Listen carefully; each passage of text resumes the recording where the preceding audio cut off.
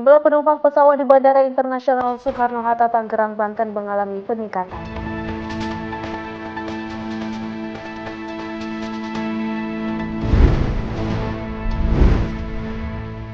Kementerian Kesehatan menyiagakan 51 balai karantina kesehatan di seluruh Indonesia mengantisipasi penularan hantavirus di Indonesia.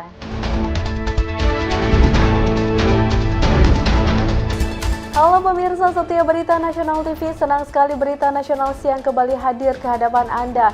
Selain 3 informasi tadi, tim redaksi kami telah menyiapkan sejumlah informasi menarik lainnya. Bersama saya Ria Saudis, inilah Berita Nasional Siang selengkapnya.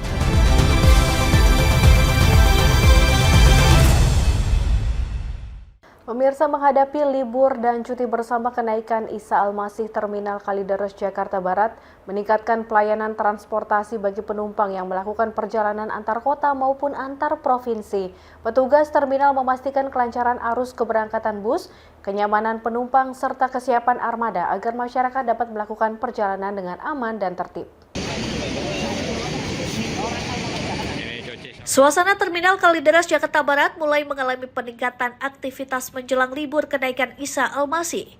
Sejumlah calon penumpang tampak memadati area keberangkatan untuk melakukan perjalanan ke berbagai daerah di Pulau Jawa dan Sumatera. Pihak terminal bersama operator bus melakukan pengaturan arus penumpang agar pelayanan tetap berjalan lancar dan kondusif. Petugas terminal disiagakan di sejumlah titik pelayanan untuk membantu penumpang mendapatkan informasi keberangkatan bus, lokasi peron, hingga pengaturan antrian. Selain itu, pemeriksaan kendaraan juga dilakukan guna memastikan setiap armada dalam kondisi layak jalan sebelum diberangkatkan menuju daerah tujuan masing-masing.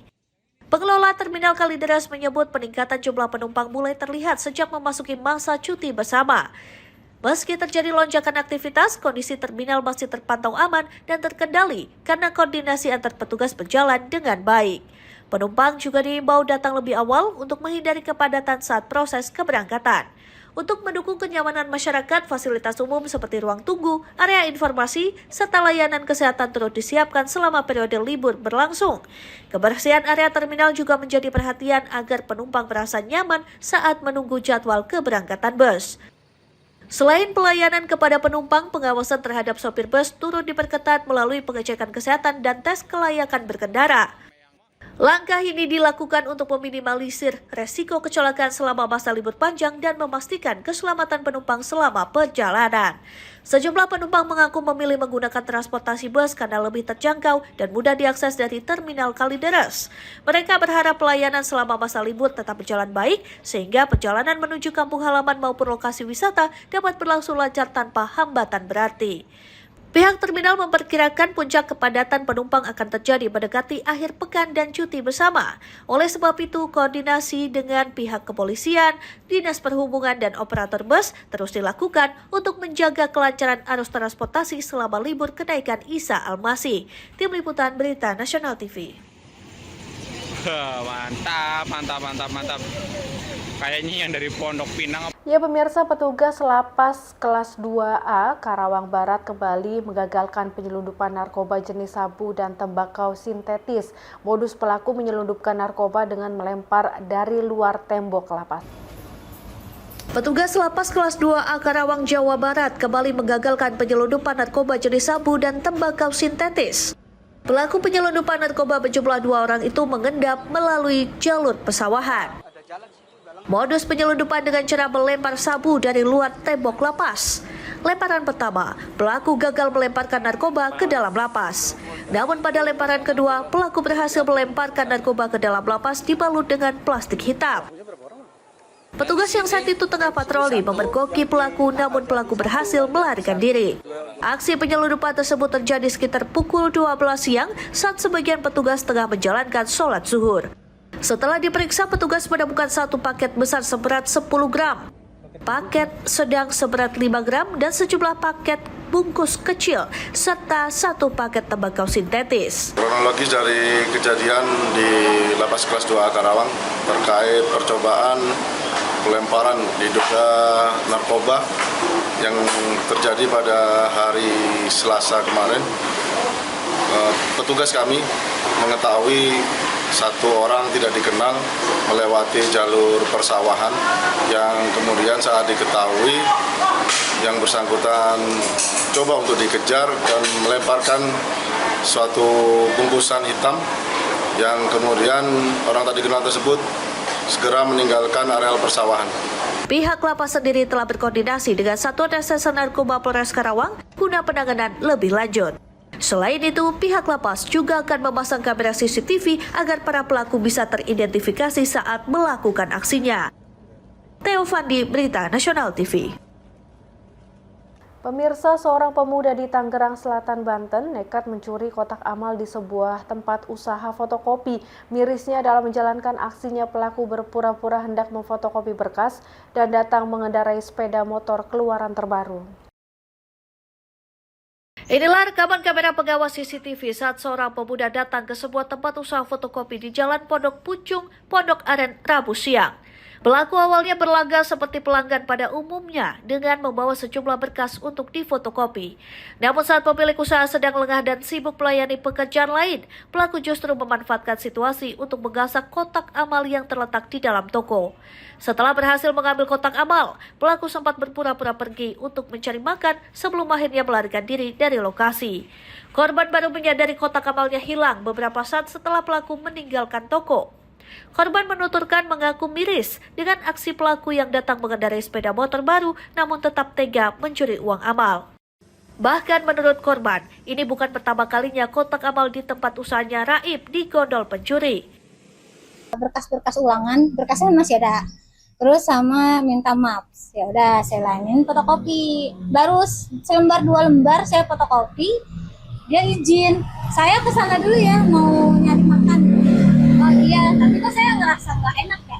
Maksudnya, kenapa nih saya tengok ke sini? Nggak tahu kenapa langsung feeling saya ke kotak amal. Ternyata kotak amal saya nggak ada. Saya pengen teriakin, saya pengen teriakin, saya kayak takut salah orang gitu. Akhirnya saya langsung buka CCTV, bener diambil, ya udah saya dalam kayak gitu aja kejadiannya. Meski menjadi korban pencurian, Devi memilih tidak melaporkan peristiwa ini ke polisi. Namun korban berharap pelaku melihat tayangan ini dan timbul rasa bersalah karena telah mencuri uang amal yang seharusnya digunakan untuk membantu sesama. Tim Liputan Berita Nasional TV.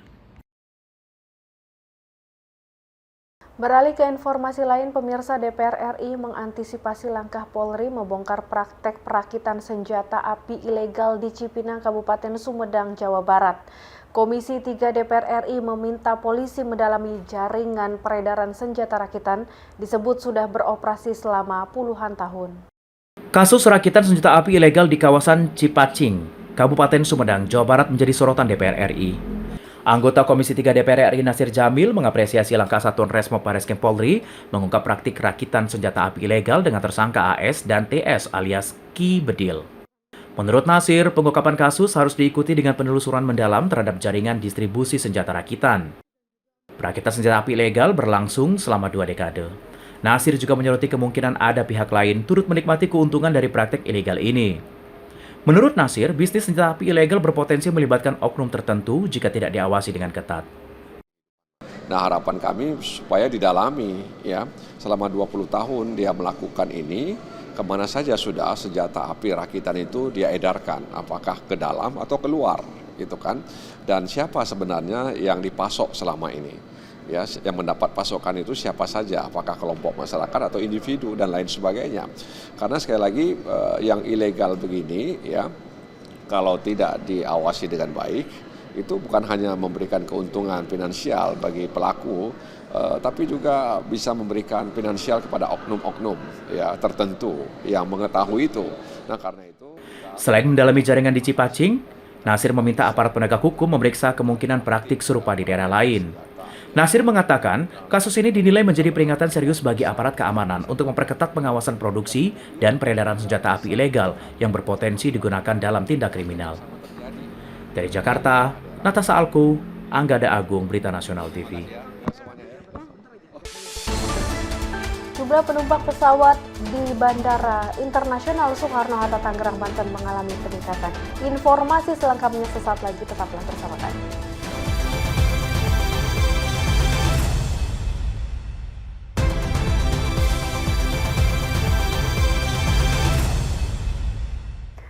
Terima kasih pemirsa, Anda masih menyaksikan berita nasional siang. Arus lalu lintas di ruas tol Jakarta Cikampek meningkat pada hari libur panjang. Dalam 3 jam lebih dari 5.000 kendaraan tercatat melintas menuju arah Cikampek dan Jawa Tengah. Untuk mengurai kepadatan, petugas memperlakukan rekayasa lalu lintas kontraflow 1 jalur. Kepadatan kendaraan terjadi di ruas tol Jakarta Cikampek saat libur panjang kenaikan Yesus Kristus Kamis siang. Kondisi ini terpantau di kilometer 55 wilayah Kelari, Karawang, Jawa Barat. Satlantas Polres Karawang bersama Korlantas Polri memberlakukan rekayasa lalu lintas kontraflow 1 lajur. Kontraflow diberlakukan dari kilometer 47 hingga kilometer 65 arah Cikampek sejak pagi. Berdasarkan data kepolisian, jumlah kendaraan dari arah Jakarta yang melintas mencapai 5.230 hingga 5.500 kendaraan per jam. Hingga Kamis siang, rekayasa lalu lintas kontraflow masih diberlakukan untuk mengurai kepadatan. Polisi menyebut kontraflow akan diberhentikan apabila volume kendaraan turun di bawah 5.000 kendaraan per jam. Dari Korlantas, kami melakukan kontraflow tadi di jam 8 dari KM 47 sampai 65. Ini dimaksud untuk mengurangi kendaraan yang datang dari Jakarta. Diprediksi lonjakan volume kendaraan akan terus meningkat seiring masih banyaknya warga yang keluar kota untuk mengisi hari libur panjang atau long weekend. Theo Fandi, Berita Nasional TV. Sementara itu, jumlah penumpang pesawat di Bandara Internasional Soekarno-Hatta, Tangerang, Banten mengalami peningkatan bersama dengan libur panjang. Dihitung-hitung, kenaikan penumpang mencapai 7% dibandingkan hari biasa dengan 922 penerbangan. Penumpang pesawat memadati Bandara Internasional Soekarno-Hatta, Banten pada Kamis 14 Mei 2026. Sejak Kamis pagi, penumpang pesawat memenuhi area counter check-in Terminal 1C. Mereka didominasi para anggota keluarga membawa anak-anak untuk pergi ke sejumlah kota besar menikmati libur panjang hingga akhir pekan. Libur panjang memperingati kenaikan Isa Al-Masih dimanfaatkan warga untuk berlibur. Seorang penumpang, Ruli, akan terbang menuju Medan bersama putranya. Mereka meninggalkan Jakarta selama 2 hari. Ruli mengaku ada kenaikan sedikit harga tiket. Selain itu, ramai penumpang dibanding hari biasa. Mbak, sama anak aja berdua. Rencana berapa lama? 2 hari aja. Ya. Melihat situasi bandara gimana di mobil hidup panjang ini juga? Ya, saya jarang-jarang ke bandara, jadi ini kelihatannya ya agak padat sih. Iya. Nah, oke. Tiket sendiri gimana? Saya rasa ada kenaikan sedikit lah. Iya. Dapat harga berapa? Sekitar 2 jutaan kalau nggak salah. Iya. Pihak pengelola Bandara Internasional Soekarno-Hatta mencatat tren peningkatan jumlah penumpang pada libur panjang kali ini. Diprediksi sebanyak 131.324.000 pergerakan penumpang dari yang datang dan meninggalkan bandara. Jumlah ini naik 7% dibandingkan hari biasa. Selain itu, 922 penerbangan melayani rute domestik dan internasional pada Kamis ini. Rute favorit didominasi tujuan Denpasar, Medan, Makassar, Surabaya hingga Balikpapan. Pihak pengelola memprediksi jumlah pergerakan penumpang akan terus bertambah seiring mendekati libur Sabtu dan Minggu. Dari Tangerang, Banten, Mujib Lautumairisa, Berita Nasional TV.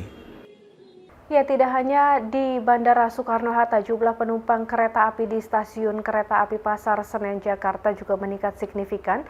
Untuk mengantisipasi lonjakan penumpang saat libur panjang pada pekan ini, PT KAI Daop 1 mengoperasikan 9 kereta api tambahan.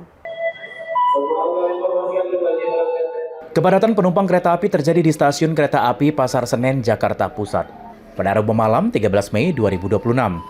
Masyarakat menggunakan moda transportasi kereta api menghabiskan libur panjang meninggalkan Jakarta. Libur panjang pekan ini bersamaan dengan perayaan hari kenaikan Isa Al-Masih yang jatuh pada Kamis 14 Mei 2026. Betul, kita sudah lama sekali nggak pernah jalan-jalan sama teman-teman, jadi kebetulan ini ada cuti bersama, jadi kita rencanakan betul-betul. Bu, kenapa milihnya moda transportasi kereta? Karena saya inginnya tuh jalan tepat waktu ya, tidak kena macet, karena kan pulang kerja lelah, inginnya yang nyaman gitu. Penumpang kereta api di stasiun Pasar Senen, Jakarta mengalami lonjakan tajam. Data dari PT KAI menerangkan 120.000 lebih penumpang meninggalkan Jakarta melalui stasiun Karet Api Pasar Senen dengan tujuan favorit Yogyakarta, Surabaya, dan Semarang. Tak hanya arus keberangkatan, lonjakan penumpang juga terjadi pada arus kedatangan. Sebanyak 21.343 warga dari luar kota tiba ke Jakarta melalui stasiun Kereta Api Pasar Senen. Tercatat jumlah pelanggan yang berangkat dari stasiun-stasiun di wilayah Daob 1 Jakarta yang tertinggi yaitu pada tanggal 13 Mei di mana 35.000 lebih pelanggan berangkat, dan pada tanggal 14 Mei tercatat lebih dari 33.000 penumpang berangkat. Sedangkan untuk arus baliknya atau penumpang yang akan tiba itu angka tertinggi ataupun pelanggan tertinggi yang akan tiba pada tanggal 17 dan 18 Mei. Untuk mengakomodir lonjakan penumpang, PT KAI Daob 1 mengoperasikan 9 kereta api tambahan. Dari Jakarta, Riswanto Ahmad melaporkan. Kementerian Kesehatan menyiagakan 51 balai karantina kesehatan di seluruh Indonesia mengantisipasi penularan hantavirus di Indonesia. Informasinya sesaat lagi, tetaplah bersama kami.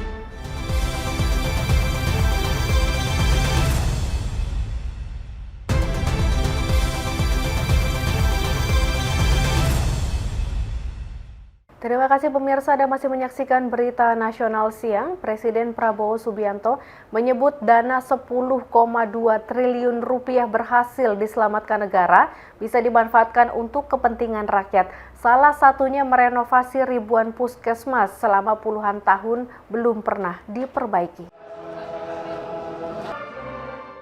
Presiden Republik Indonesia Prabowo Subianto menegaskan dana sebesar 10,2 triliun rupiah berhasil diselamatkan negara bisa dimanfaatkan untuk kepentingan rakyat. Salah satunya mempercepat renovasi ribuan puskesmas di berbagai daerah selama puluhan tahun yang belum pernah mendapatkan perbaikan. Dalam keterangannya di Kejaksaan Agung, Presiden Prabowo menyebut dana ini mampu digunakan untuk menyelesaikan renovasi sekitar 5.000 puskesmas.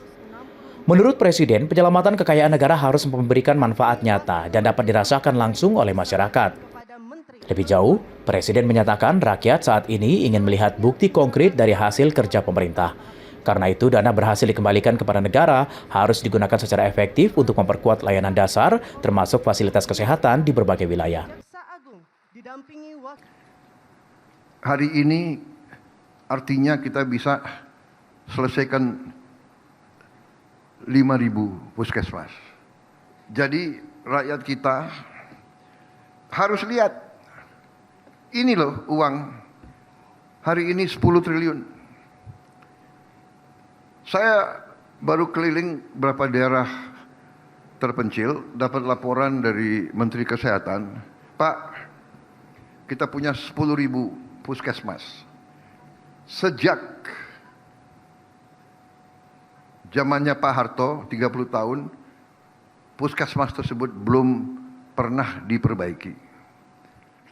10.000. Presiden juga mengungkapkan bahwa ia menerima laporan dari Menteri Kesehatan mengenai kondisi sekitar 10.000 puskesmas yang belum direnovasi sejak era pemerintahan Presiden Soeharto. Dengan estimasi kebutuhan 2 miliar rupiah untuk setiap puskesmas, total dana dibutuhkan untuk perbaikan seluruhnya diperkirakan mencapai 20 triliun rupiah. Tim Liputan Berita Nasional TV. Pemirsa, Kementerian Kesehatan menyiagakan 51 balai karantina kesehatan di seluruh Indonesia mengantisipasi penularan hantavirus di Indonesia. Pengawasan dilakukan melalui pemeriksaan suhu tubuh. 114 dari 100. Kementerian Kesehatan menyiagakan 51 balai karantina kesehatan di seluruh Indonesia mengantisipasi penularan virus hanta atau hantavirus di Indonesia. Pelaksana tugas Direktur Jenderal Penanggulangan Penyakit Kementerian Kesehatan, Andi Saguni, menegaskan sistem ini digunakan untuk mengantisipasi penyebaran virus berasal dari luar negeri, termasuk memantau pergerakan penumpang dari negara yang dianggap beresiko. Andi menambahkan, pemerintah terus mengawasi penumpang pesawat maupun kapal laut yang masuk ke Indonesia dengan lebih ketat, khususnya dari negara-negara yang telah diidentifikasi memiliki resiko. Pengawasan dilakukan melalui pemeriksaan suhu tubuh menggunakan thermal scanner dan pemantauan gejala kesehatan. Andi menegaskan data dimasukkan menjadi bagian dari proses perlindungan kesehatan di pintu masuk Indonesia karena jika ditemukan gejala yang mencurigakan, maka penumpang segera dirujuk ke rumah sakit ditunjuk pemerintah. Dari Jakarta, Galuh Anggara, Iqbal Taufik, Berita Nasional TV. Presiden Prabowo Subianto menyaksikan penyerahan dana administratif penerimaan negara serta lahan kawasan hutan hasil penguasaan kembali negara di Kompleks Kejaksaan Agung Jakarta. Langkah ini menjadi bagian dari komitmen pemerintah dalam menertibkan pemanfaatan kawasan hutan dan menyelamatkan kekayaan negara guna kepentingan rakyat. Presiden Republik Indonesia Prabowo Subianto menyaksikan penyerahan denda administratif penerimaan hasil pajak serta lahan kawasan hutan hasil penguasaan kembali negara di Kompleks Kejaksaan Agung Republik Indonesia, Jakarta pada Rabu 13 Mei 2026. Kegiatan ini menjadi bagian dari langkah pemerintah dalam memperkuat penegakan hukum, menertibkan pemanfaatan kawasan hutan, serta mengoptimalkan tata kelola sumber daya alam nasional.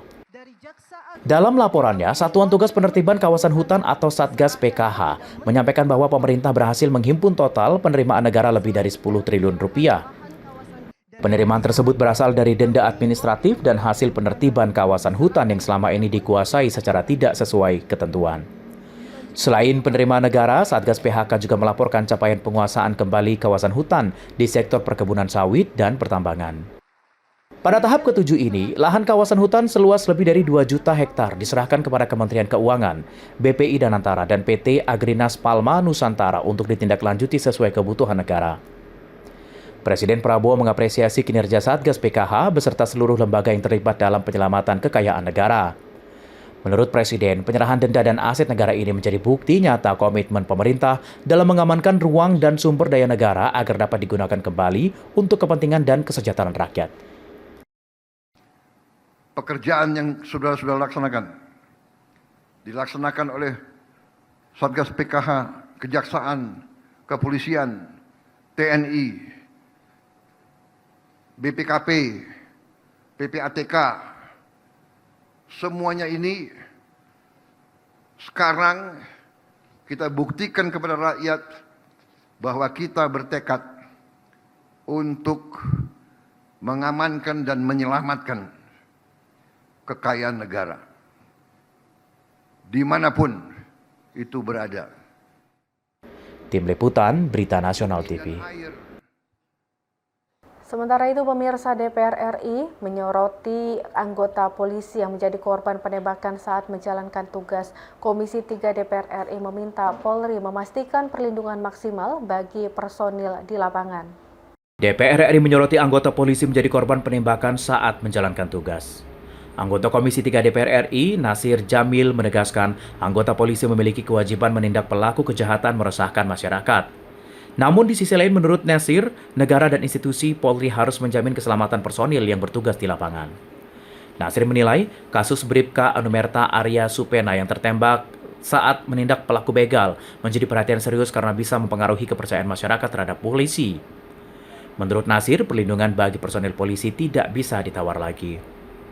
Komisi 3 DPR RI berencana menyoroti alokasi anggaran Polri dalam pembahasan rencana kerja dan anggaran kementerian lembaga. Salah satu fokusnya adalah dukungan anggaran untuk perlengkapan dan peningkatan kemampuan personil di lapangan.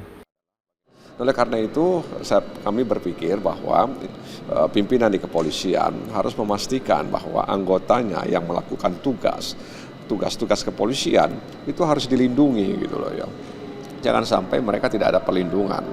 Dan ini sudah beberapa kali kami sampaikan dan mudah-mudahan apa yang dialami oleh Arya Supena itu diharapkan yang terakhir kali. Nasir menegaskan meski selama ini pemerintah memberikan kenaikan pangkat luar biasa dan santunan bagi keluarga anggota yang gugur, meski begitu langkah pencegahan tetap harus menjadi prioritas. Lebih jauh, Nasir menilai jaminan keamanan bagi personel polisi menjadi penting agar dapat bisa menjalankan tugas penegakan hukum dengan aman dan maksimal. Dari Jakarta, Natasha Alko, Anggada Agung, Berita Nasional TV. Pemirsa, informasi tadi sekaligus menutup jumpa kita kali ini. Untuk memperbarui informasi Anda jangan lupa saksikan Berita Nasional petang pukul 17.30 waktu Indonesia Barat. Akhir kata, saya Ria Saudis mewakili segenap kru yang bertugas pamit undur diri. Terima kasih, sampai jumpa dan selamat kembali beraktivitas.